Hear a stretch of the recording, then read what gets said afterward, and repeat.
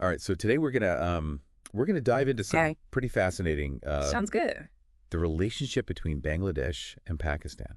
Right. You know, it's it's one of those situations in international relations where I mean Yeah. the past casts a really long shadow, Right.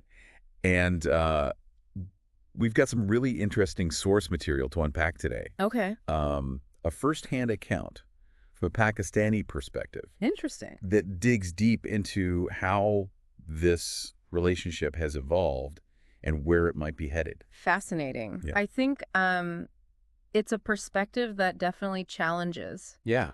some of the conventional wisdom, Right. especially when it comes to India's role Mhm. in the region. Yeah. Um, For anyone. so I think for anyone interested in South Asian politics, Absolutely. this deep dive is going to offer, I think, some serious food for thought. It really is. Yeah. We're talking about a region that's increasingly important on the global stage. Oh, sure. So whether you're, Yeah.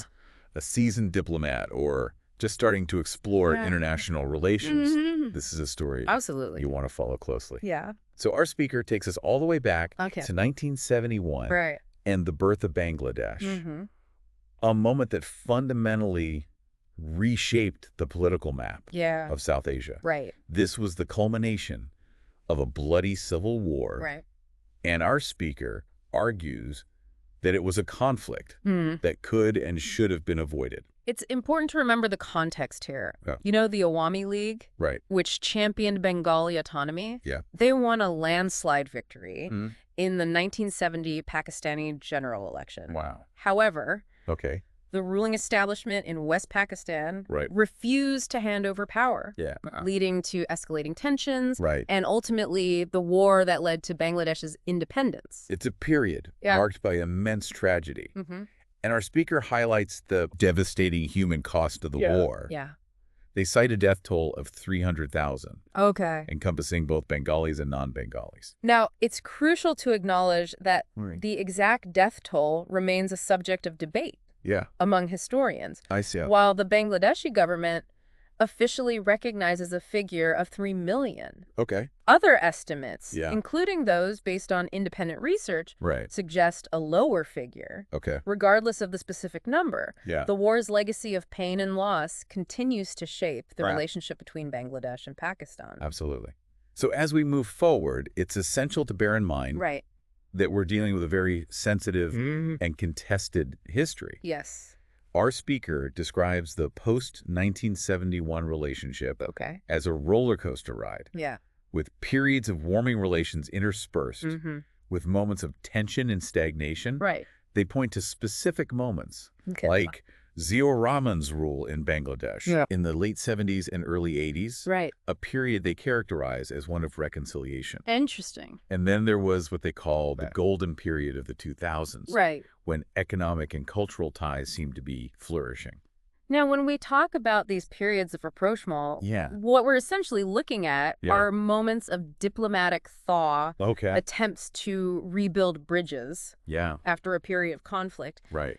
And these shifts were often tied Hmm. to internal political dynamics Okay. within both Bangladesh and Pakistan. Right. Changes in leadership, Yeah. whether through elections or military coups, Hmm. had a direct impact Okay. on the direction of foreign policy. That makes a lot of sense. Yeah. So internal politics Yeah. were playing a key role in shaping Right. how these two nations interacted on the world stage. Absolutely. Our speaker is particularly critical Okay. of Sheikh Hasina's period in power in Bangladesh, Hmm. arguing that it was marked by growing Indian influence, Okay. which they believe fueled resentment Mm-hmm. among the Bangladeshi people. This is where we need to tread carefully and unpack this claim a bit further. Okay. While India undoubtedly holds significant influence Mm-hmm. in the region, Yeah. particularly given its shared border Right. and historical ties with Bangladesh, Yeah. it's important to avoid oversimplification I see. to suggest that all of Bangladesh's foreign policy decisions Right. were dictated by India, Mm-hmm. ignores the agency Yeah. and strategic interests of Bangladesh Oh, as yeah. a sovereign nation. Right. It's crucial to remember that Bangladesh, Yeah. like any other country, Mm-hmm. makes decisions based on Absolutely. its own complex set of calculations and priorities. Right. Now, our speaker points to 2021 as a pivotal year. Oh, okay. It marked the 50th anniversary of the 1971 war. Yeah. And they claim that India's decision to highlight the atrocities of that conflict reignited old wounds and backfired, leading to increased anti-Indian sentiment in Bangladesh. This is a very interesting claim, and one that merits further scrutiny. Okay. It's true that the 50th anniversary commemorations brought the historical trauma of the war back into sharp focus. Right. But whether this actually led to a widespread backlash against India within Bangladesh is a complex question. That requires a deeper dive into public opinion and the nuances of how historical narratives are shaped and reshaped over time. Interesting. Yeah. Okay. Very interesting. Yeah. So, all right. So welcome back to our deep dive into this complex and evolving relationship between Bangladesh and Pakistan. Absolutely.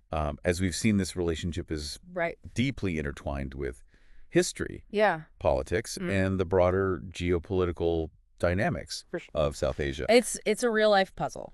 And in this part of our deep dive, we're going to try to piece together what a future of strengthened Bangladesh-Pakistan relations might actually look like. All right. We've already established that there are significant obstacles, including the historical baggage of the 1971 war, the lack of trust, the internal political complexities in both countries, and, of course, the ever-present influence of India. And it's important to remember that the source material we're exploring offers a particular perspective. One that sees India as a major impediment to closer ties between Bangladesh and Pakistan. This perspective argues that India has actively worked to keep these two nations apart, perceiving their potential unity as a threat to its own regional dominance. So, from this viewpoint, recent events in Bangladesh, particularly the fall of Sheikh Hasina and the rise of figures like Muhammad Yunus, are seen as presenting a unique opportunity to break free from this perceived Indian influence and chart a new course. Precisely. And our speaker lays out a vision of what this new path might look like, emphasizing open borders, free trade, and a shared sense of identity that transcends the political boundaries drawn in 1971. They evoke the idea of two countries, one nation. A vision that harkens back to the pre-independence era. It's a powerful idea. It is. Especially when you consider the deep cultural and religious ties that bind Bangladesh and Pakistan.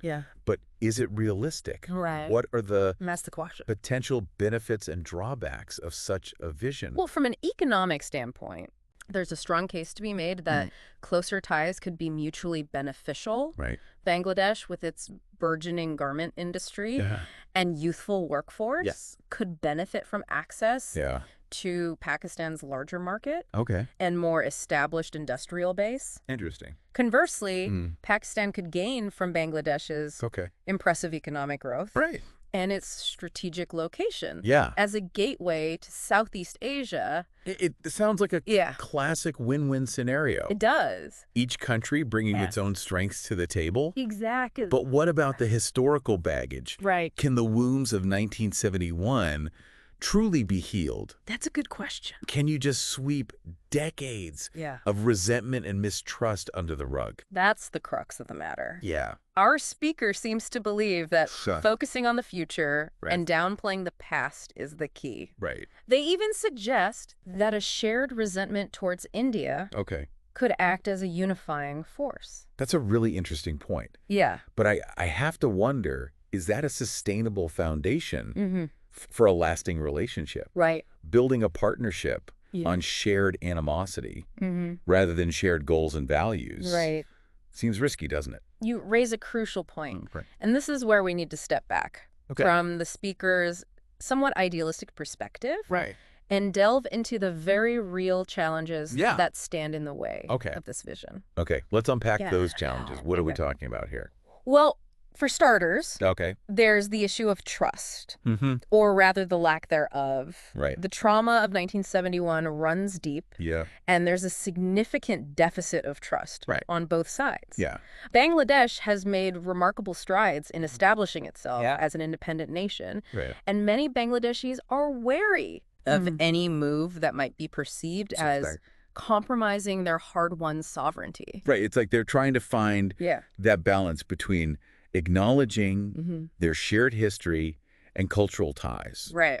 While fiercely protecting their independence. Absolutely. And then, of course, there's the whole issue of internal politics. Right. Both Bangladesh and Pakistan have their own complex political landscapes. Yeah. With competing factions and interests. Absolutely. How would these internal forces react to a major shift in foreign policy? Exactly. Yeah. You can imagine there would be pushback from certain quarters. Yeah.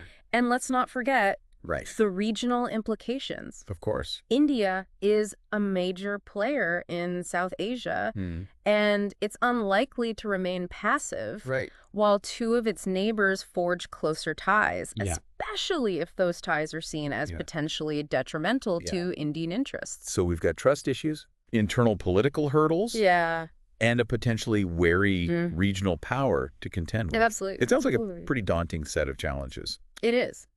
But isn't it possible that India might see the strategic benefits of a more stable and prosperous region? Yeah. Even if it means adjusting potentially its own approach. That's certainly a possibility. Yeah. And it speaks to the potential for this situation to reshape the entire geopolitical calculus of South Asia. Okay. But to understand these dynamics more fully, we need to dig deeper into potential scenarios for the future and explore the implications of this evolving relationship. Okay, so welcome back to the deep dive. Yeah. We're wrapping up our exploration of Bangladesh-Pakistan relations.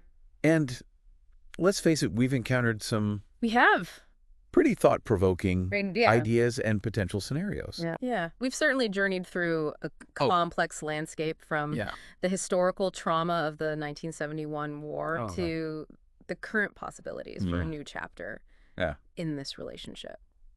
All right, so let's shift our focus to the future. All right. What are some of the potential pathways? Yeah, that's a good question. That could unfold in this dynamic and often unpredictable region? Well, we've established that there are some serious roadblocks to closer ties, the historical baggage, the lack of trust, the intricate internal political dynamics in both countries, and of course, India's considerable influence in the region. Right. But let's indulge in a bit of geopolitical what if for a moment. Right. What if, despite these challenges, Bangladesh and Pakistan do manage to forge a closer relationship? What might that actually look like on the ground? One plausible scenario is a gradual rapprochement, a step-by-step process of rebuilding trust and expanding cooperation. This could involve things like increased trade, cultural exchanges, and people-to-people diplomacy. Perhaps even the implementation of visa-free travel between the two countries. That makes sense. Starting small, building confidence, and allowing the tangible benefits of cooperation to speak for themselves. Exactly. It's a pragmatic approach that acknowledges the complexities, but focuses on finding common ground. And over time, this could pave the way for more ambitious collaborations. Like what? Joint infrastructure projects, perhaps, or even regional security initiatives. Now, that would be significant. Imagine Bangladesh and Pakistan working together to address shared challenges like climate change, terrorism, or economic development. For sure. It could have a transformative impact on the entire region. It's certainly within the realm of possibility. But there's also the potential for a more dramatic shift. A rapid realignment driven by a major geopolitical event. Or a decisive change in leadership in either country. So something like a sudden security threat? Potentially, yeah. That compels Bangladesh and Pakistan to cooperate more closely out of necessity? Yeah.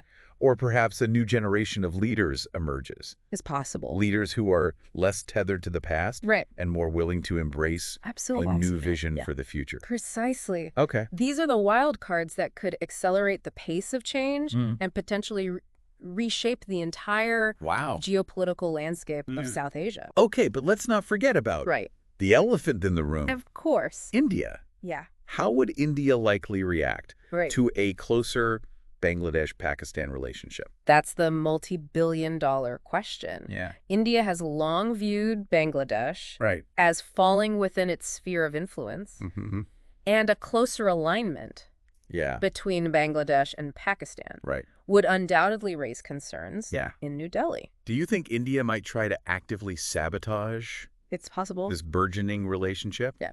Or could it adapt and find a way to engage constructively with a more united Bangladesh-Pakistan bloc? It's difficult to say with certainty. India's response would likely depend on the nature and pace of the rapprochement, as well as India's own domestic political considerations. Yeah.